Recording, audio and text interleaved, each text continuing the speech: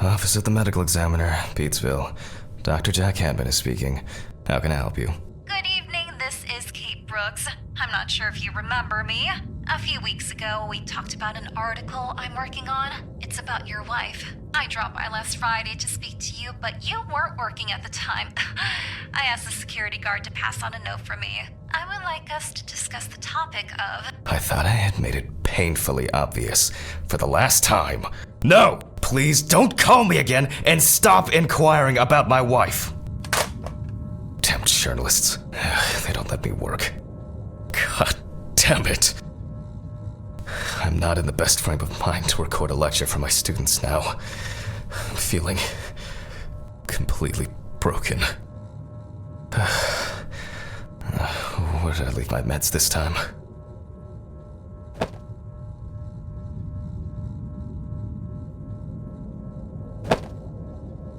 They definitely pay me too little for this. Stephen didn't clean up after himself. Again, he won't be needed for the next few months. I guess it was in another life.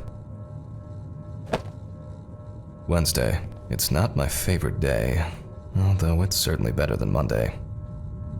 Awful. It would be good to finally repair the coffee machine.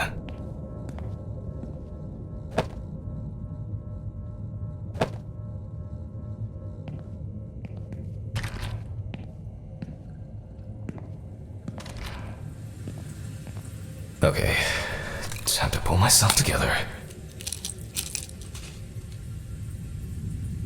and get back to work.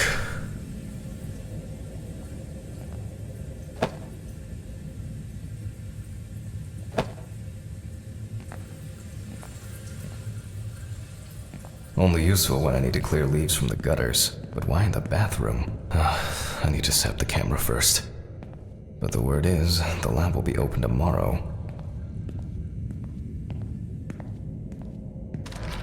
This place is starting to look like a hoarder's dream, rather than a storage room.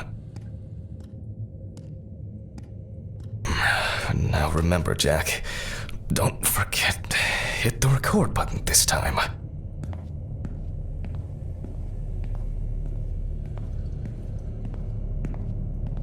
But the word is, the lab will be open tomorrow. Hopefully the new tripod is going to hold up.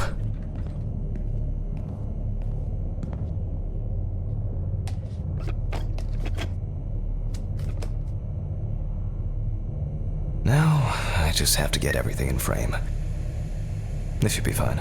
November 20th, 1991. Time, 8:43 p.m. Recording for medical students from the University of Missouri. This autopsy is conducted by Jack Hanman. Hello, everyone. Welcome to the autopsy room. Today, you will have the dubious pleasure of following a full autopsy, step by step. For those of you who have already performed your first autopsy, this will refresh your basic knowledge. In turn, for those whose knowledge is only theoretical, I advise not to watch this after a meal. Let's start. Always wear an apron, mask, and gloves. Goggles are a must when the job is splashy. And in case of sharp accidents, it's worth having disinfectants at hand. It's true that you won't get ptomaine poisoning straight away, but if your liver or kidney aren't doing well, you may end up with diarrhea. The cadaver is placed on its back on the autopsy table. The pathologist stands on the right of the deceased. Make sure that all the necessary tools are always at hand so that you don't have to run around looking for something, like I do all the time. In the process of revealing and securing forensic evidence, it is difficult not to interfere with the original condition of the deceased. Written and photographic documentation plays a vital role throughout the entire examination process. During your research, be patient, inquisitive, but above all, attentive to detail. Many entries are visible at first glance, but sometimes they can be cover for more interesting stories. And lastly, remember that nothing teaches you self-narration like working with the dead. So get used to that fact soon. Everyone will think you're talking to yourself. Now, onto the police folder. That will contain all sorts of pertinent information as to who the deceased might be and what potentially happened to them. So, let's take a closer look, shall we? The deceased's name is Tobias Chambers, locally known as Old Toby. Homeless and unemployed for at least a couple of years. The deceased was found on the outskirts of a parking lot at a gas station, where he often begged and persistently offered drivers to wash their car windows. The body was noticed by a station employee during the morning shift. Initially, he thought that someone had thrown some boots and a coat in a nearby ditch. It took him a moment to recognize the pile of clothes as the body of a man. He worked most of his life at the local port dealing with unloaded cargo. He was fired for being drunk and starting fights. His son runs a hardware store on his own. His wife left him years ago. Signs of libation were found around the body. Empty bottles, trace, that's it. It's worth remembering the context around the scene of a death.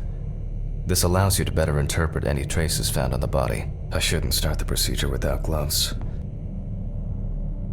Now it's our turn to take some pictures for our files. If I can just remember where I left the camera. Aha! There you are. I knew it was here somewhere. As I mentioned at the beginning, before we begin the internal examination, we need to document the cadaver and the condition it arrived in. We begin with a full body photo. Try and stick to the top-down rule, but this is not always possible. Voila! Now we move on to the next step, looking for traces. Take your time. Look at the corpse from different sides, from different angles, up close, and from a distance. The boiler-healed wound looks old. I'll take a closer look later.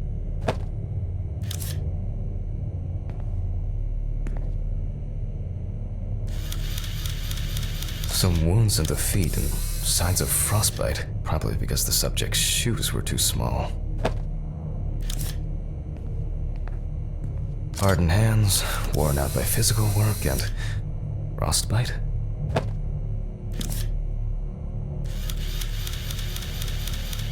That's something interesting. It will be necessary to check whether this injury was severe enough to cause damage to the brain. In a moment, we will check which of our initial observations will be worthy of further consideration. But before we get to that, I need to write down some basic data.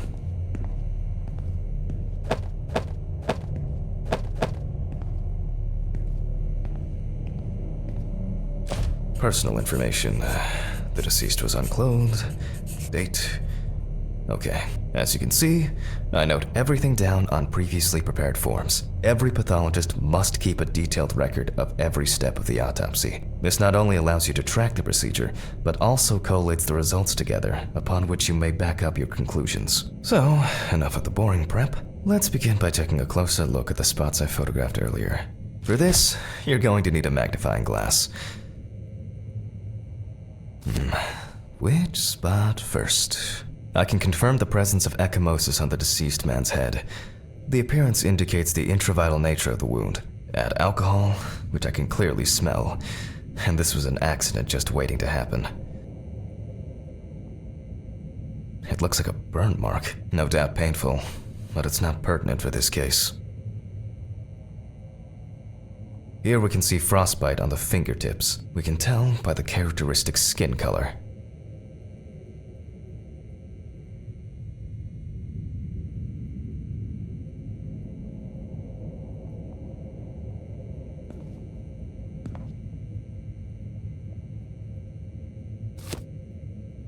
Definitely a painful mix of frostbite, abrasions, and blisters. Old Toby had been wearing shoes too small for him for a very long time.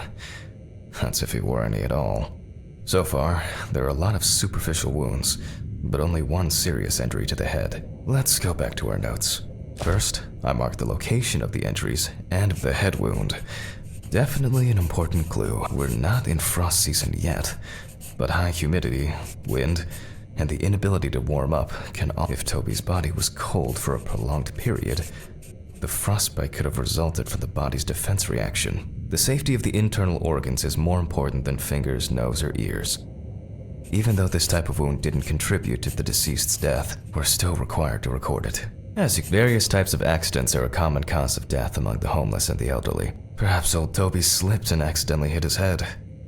Considering the conditions in which he slept, his body may have become hypothermic. The nights have been particularly nasty lately. We will check if there are any signs of freezing internally. This is of no interest to us. Since the deceased clearly smelled of alcohol, I'll add alcohol poisoning to our list. We still have one thing left from the basics: rigor mortis.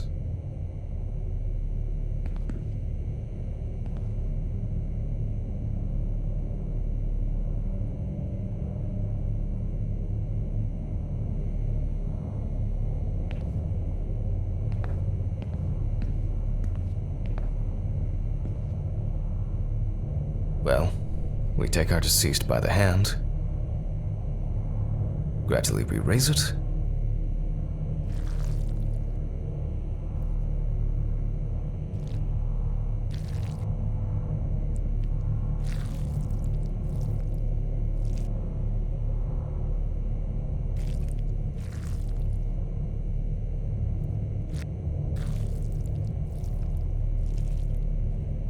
now let it go. As you can see, the hand falls loose. What's the conclusion?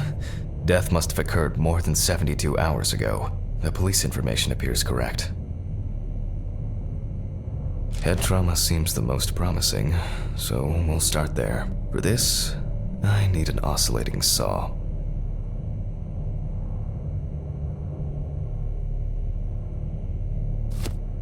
The cut is made from ear to ear.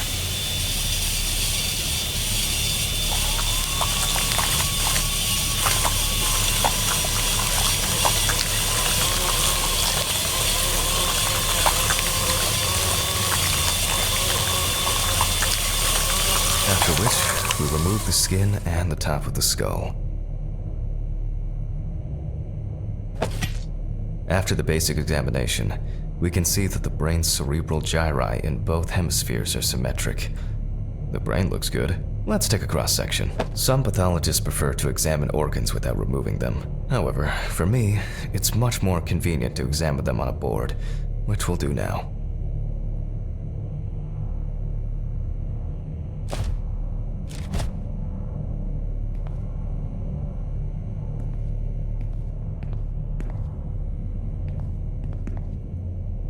Holding a long, narrow blade knife in the dominant hand, we slowly cut the cranial nerves on both sides, all the time pulling the brain towards us.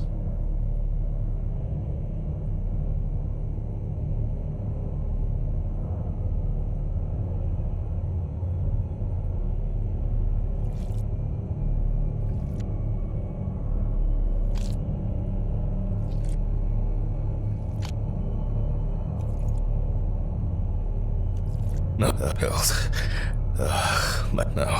No. This is too much for me. My pills. They should be in the bathroom. So far, so good. The hematoma seems to have had no effect on the brain.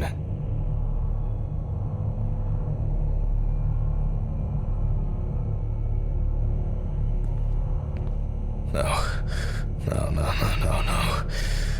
Everything is spinning. Pills. I have to take pills.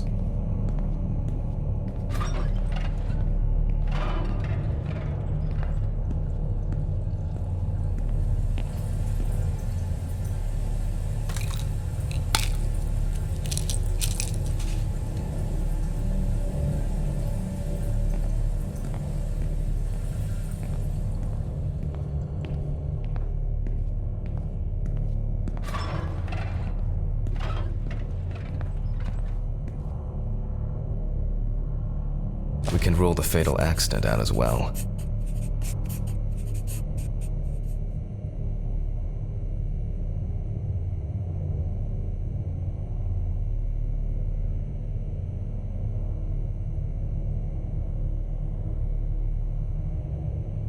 Internal examination of the other organs.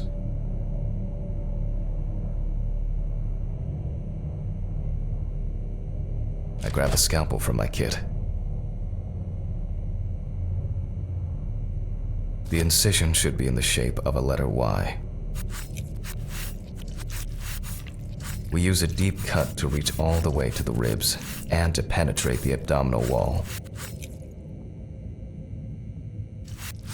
All right, now we peel back and separate the skin.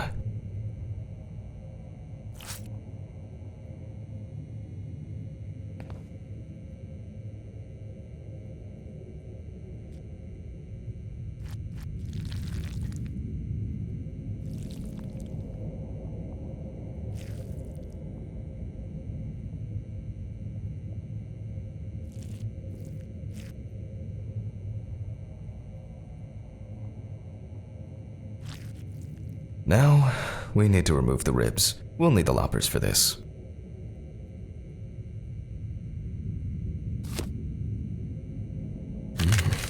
Quite a satisfying crunch, for some anyway. After removing the cartilage tissue, we instantly notice two things. Firstly, there is no congestion of the internal organs. This means that although the deceased was hypothermic, it didn't kill him. Secondly, the deceased smoked like a chimney. So, we should take a closer look at those lungs.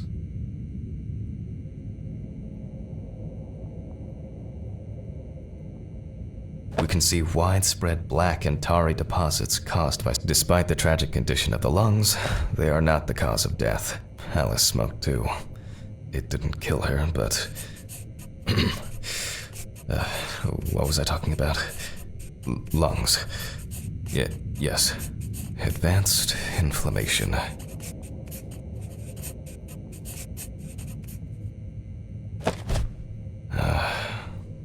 What now? The syringe. Now's a good time to collect some samples.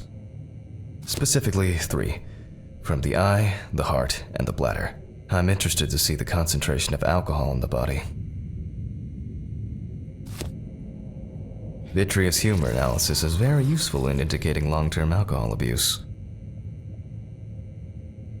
5 milliliters from the left ventricle should do it. Now from the bladder, we draw about 10 milliliters of fluid. Now we take our samples to the centrifuge, but before I do that, I need to find my notebook. My dyscalculia means that I always double-check the settings. Please excuse me while I run and fetch it.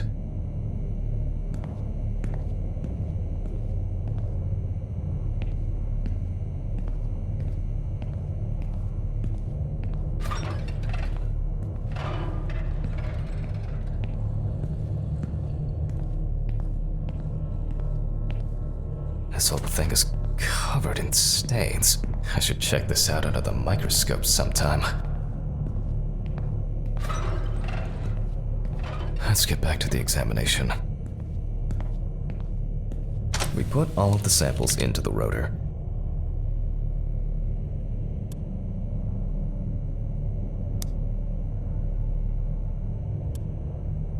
Now, we set the appropriate time and speed.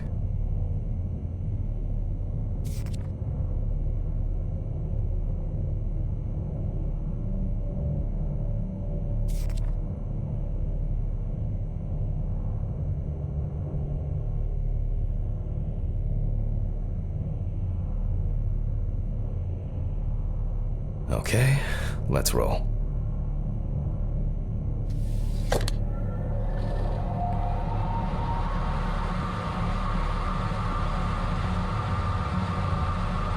Oh shit, the fuses again. Where were we? Oh yes, the blood alcohol concentration. Let's see what we've got here. Everything's separated as it should. Our lab is closed until tomorrow after the last, incident. However, considering that Toby's favorite eau de parfum appears to be ethanol, I'm guessing the results won't surprise me at all. Let's go further. We will now focus on the cardiovascular system, specifically the heart. We remove the organ and examine it closely. We look for dark hypoxic areas, clots, or other elements that stand out as abnormal. At first glance, the heart looks fine. The pulmonary trunk and aorta seem to be in good condition. There are no pathological changes that would have contributed to Toby's death. Now let's take a closer look at the stomach. Size is normal, healthy, and as expected, the stomach has no major external damage. We must now cut it open and inspect inside. We will do it carefully so that its contents do not spill out. We open the stomach along the greater curvature, from the heart to the pyloric end. Oh, I already feel like there's something left inside.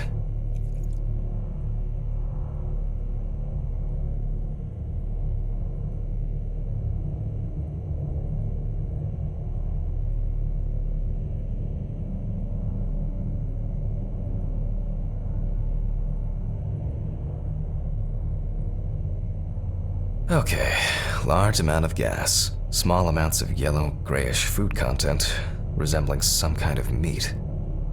Either our deceased hadn't eaten in days, or the bulk of his stomach had already found a way out. Looks like I'll have to find the missing contents.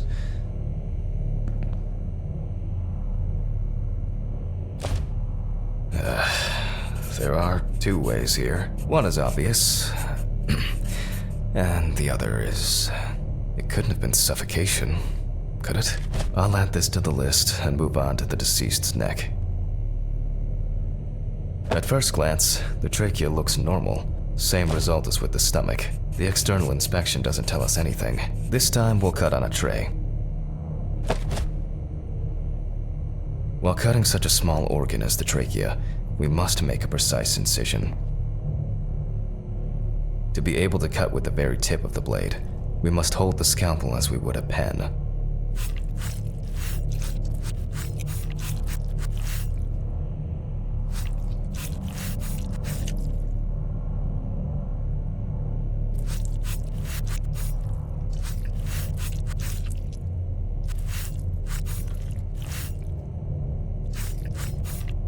And after careful examination and deduction, we've got it, a clogged trachea. It's time to summarize the whole thing.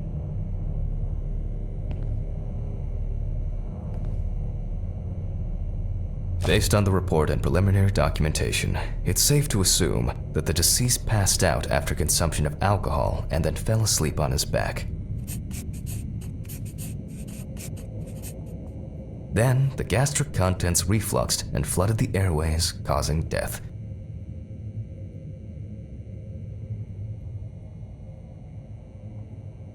That's why we don't forget about the recovery position at dorm parties.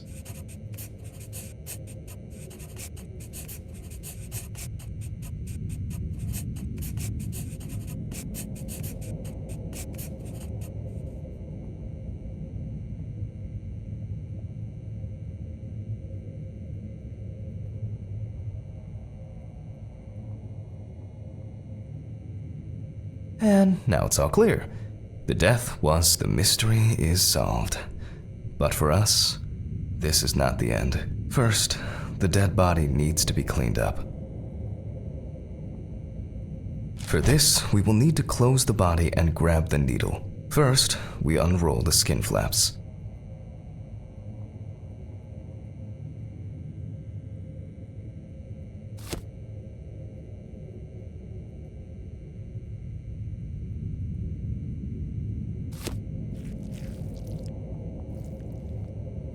And then, we sew the deceased back up.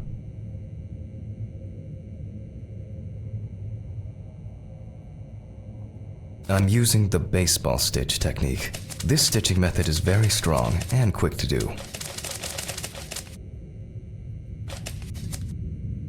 Beautiful.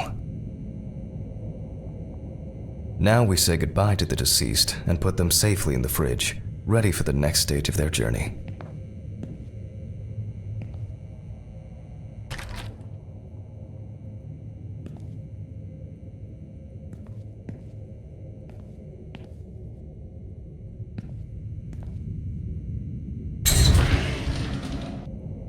God, I'm tired. I'll drop these samples off at the lab on the way to the bar. It's been a while since the eye wash in this thing was changed. It's probably a health hazard now. I'll call Steven. I don't feel like drinking alone today.